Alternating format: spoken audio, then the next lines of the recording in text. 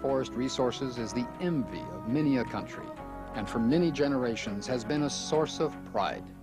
These natural wonders constantly enrich our lives in so many ways because of dedicated craftsmen who each day work to offer us hardwood veneer and plywood of premier quality. Wood is more popular than ever in our homes. Let's take a look, step by step, at how this true Canadian resource has changed our lives for the better. As soon as the logs arrive from the forest, they're classified by species, inspected, and kept under conditions of optimal humidity to avoid any deterioration during the warm season. The first step is debarking. Taking great care not to damage the log, the bark is peeled off with an evenness that only the sure hand of an experienced technician can accomplish. The bark is recycled to be used as fuel or be shredded as raw materials for other industries. The key to the operation, how and where a log should be cut, depends on the slicing method used to produce the veneer. Modern sawing methods allow us to place the log in the best position to obtain the highest quality and yield, without loss, above all, without damaging the wood. Each log, already identified or registered, has its own barcode. This enables the different parts to be easily identified at any time.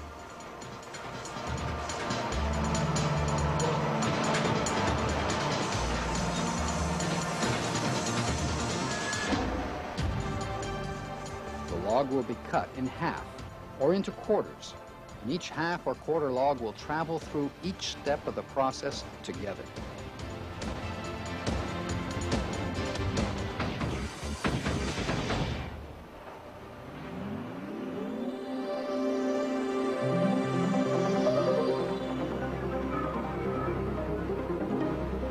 The next crucial step in the manufacture of quality veneer involves soaking the logs. To soften the fibers, which is necessary for uniform slicing, the cut logs are put into vats or steamers and completely submerged at temperatures ranging from 80 to 100 degrees Celsius for a period lasting anywhere from 12 to 72 hours. The success of the different cutting methods largely depends on the consistency of the wood fibers. Everything from the hardness of the wood and the size of the logs to the fragility of certain species of wood and the weather conditions affects the water temperature for soaking. For maximum effectiveness, the log should be cut within an hour of the soaking.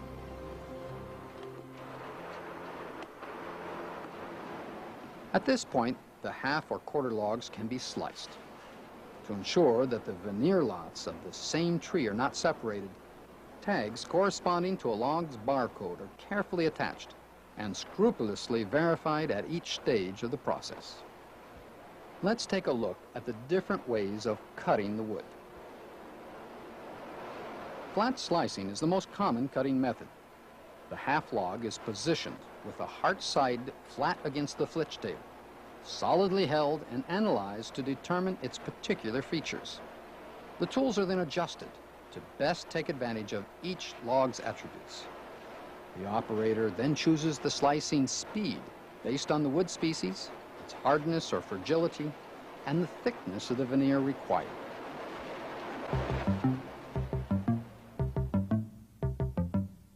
Slicing is done parallel to a line through its center.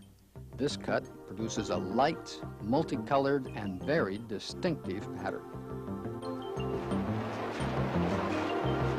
The slices obtained by this method are always uniform. The blades ensure a clean cut without damaging the wood, no matter what thickness is chosen.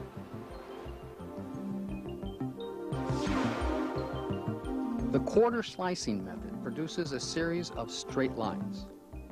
The quarter log is mounted on the flitch table such that the log's growth rings hit the blade at right angles. This cut is commonly known as a rift cut. The log size, its natural shape, the particular features of the species of wood, and of course the thickness of the veneer all determine the rotation speed of the log itself. For example, a quarter log of oak like this one will be completely sliced in a few minutes.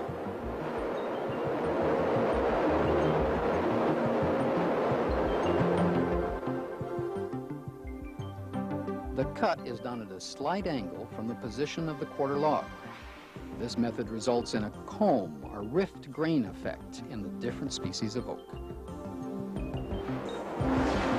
The sheets of veneer always remain in their natural order as they emerge. The half-round slicing is a variation of rotary cutting.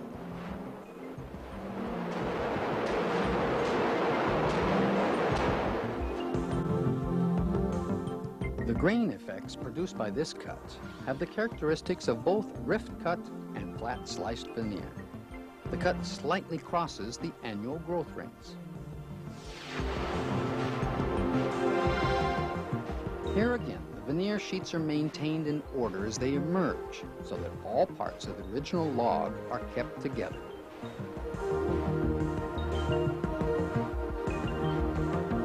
One by one, the slices of veneer carefully enter the dryer.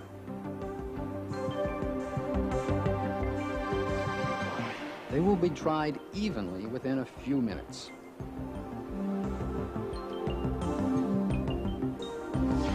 As the veneer slices leave the dryer, they are once more reassembled to reconstruct the log, which never separates. The identification tags are subject to several verifications. The last step involves examining and classifying the veneer. An expert carefully inspects each log to make sure customers receive quality veneer that meets strict standards. Let's take a look at a totally different way of producing veneer, rotary cutting. Since the logs won't have to be sawed, they are soaked as soon as they arrive at the plant. This ensures a soft bark, which allows for very precise peeling. Next, the wood is positioned and examined by the operator, who adjusts the razor-sharp blade to produce the correct thickness of veneer. Depending on the temperature and the particular characteristics of the wood species, the rotation speed may also be modified.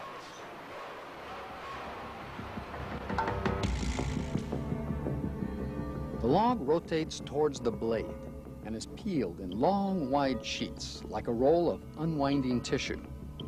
This method creates veneers with very different grain patterns. A large roll of veneer sheets obtained from 4 or 5 logs proceeds towards the dryer. The veneer is unrolled very slowly and carefully as it enters the dryer. As it emerges from the dryer, it is immediately cut into sheets and simultaneously undergoes another quality control check. The sheets are then cut into standard sizes, inspected and classified according to industry standards. The sheets will then be sold as is or spliced to form 4x8 sheets of veneer. Clipping the sheets is the initial step in the splicing process. They are cut with an end clipper to obtain sheets that are even in length. A similar clipping or cutting procedure is performed to acquire sheets of a proper width on a double guillotine. Of course, the quality of the veneer panels depends on the precision and angle of the cut. For example, using state-of-the-art technology such as infrared rays lets us determine the width with absolute precision.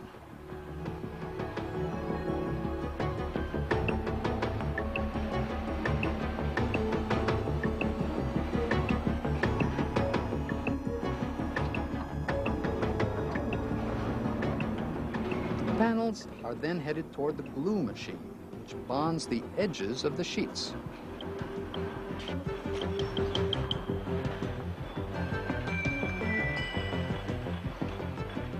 After passing inspection, the sheets are now ready for assembly.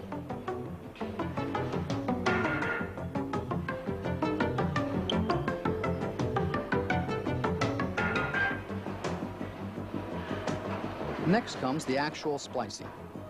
Here we see how the sheets are assembled to produce a book match.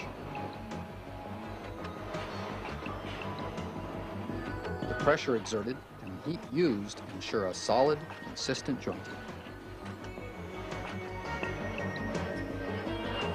The panels of veneer are now ready.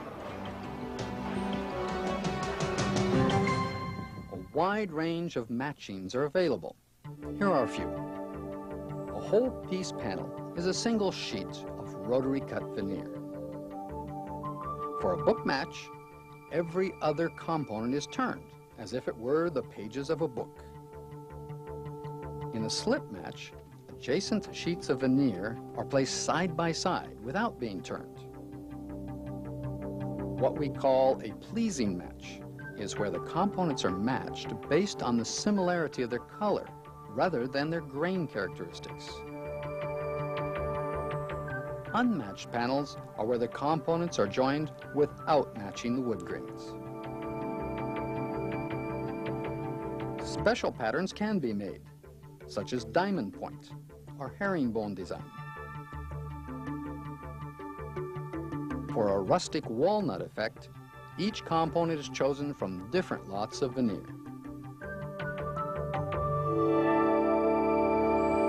Let's watch how our veneer is applied to panels. The panel passes the cylinders, which uniformly apply adhesive to both sides. Whether using particle board or plywood, the bonding is done the same way. After that, the sheets of veneer are placed on top.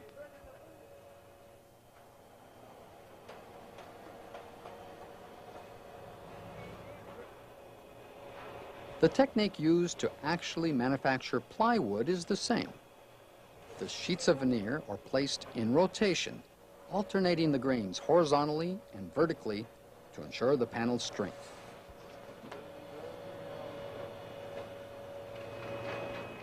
The following step is temporary.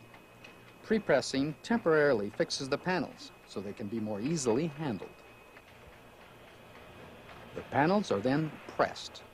Applying heat and exerting heavy pressure are closely monitored to ensure that all pieces are permanently fixed. With the veneer now firmly in place, the panel is sawed at right angles. However, before it is cut along its length and width, the panel's measurements are first checked and the cutting angle then properly adjusted.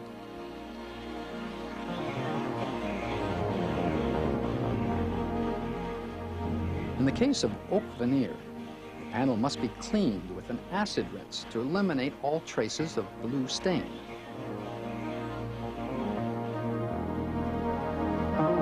To rigorously adhere to the plywood industry's quality standards, each panel is inspected and repaired using razors or wood filler depending on the imperfections. Finally, for a perfectly smooth and even finish, each panel is sanded on both sides before leaving the plant.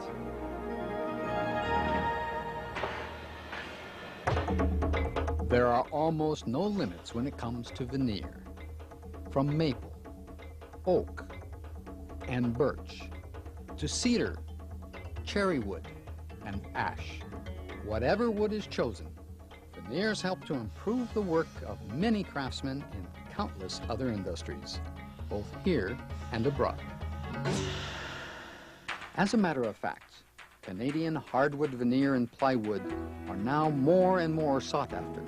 The result is that exports of these products are now playing a vital role in the strategic development of companies within our industry. Only by taking great care of our natural wealth of forest resources and by depending on a highly skilled and continuously trained workforce can the hardwood veneer and plywood industry lay the solid foundation for an even brighter tomorrow.